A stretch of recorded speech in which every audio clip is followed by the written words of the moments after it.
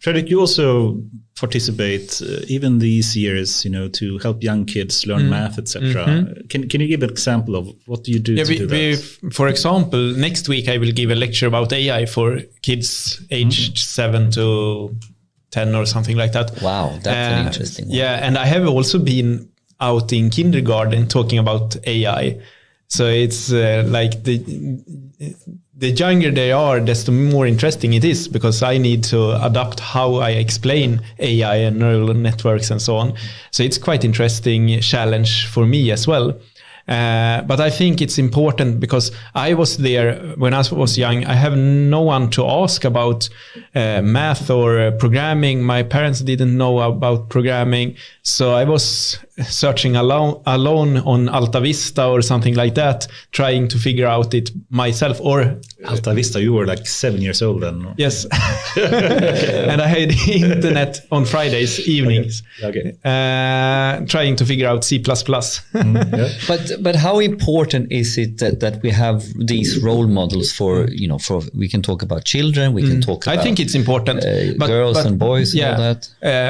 I think more important is that the children have someone to ask about these topics. Role models are of course very important. I think especially for girls, because we need more girls into technical field, IT field, and then role models are important. Me as a boy, I can find my role models already, but I need to have someone to ask my questions about black holes, about the universe, about math, integration and so on. But let me, and why do we want to raise curiosity, or asking question, have someone to ask? I think it has a connection to curiosity. Curiosity leads down to people expanding their minds of what they could do or what they're passionate about, and they can solve new problems and see the world in new ways and figure out new solutions on the climate crisis, on the AI problems and so on. So that's something that we want to evolve the humanity. We want to be, the next generation should be more clever and more gain more knowledge than our generation. And are we better at this in 2022? I think so, yes. I think we are getting better and better on that.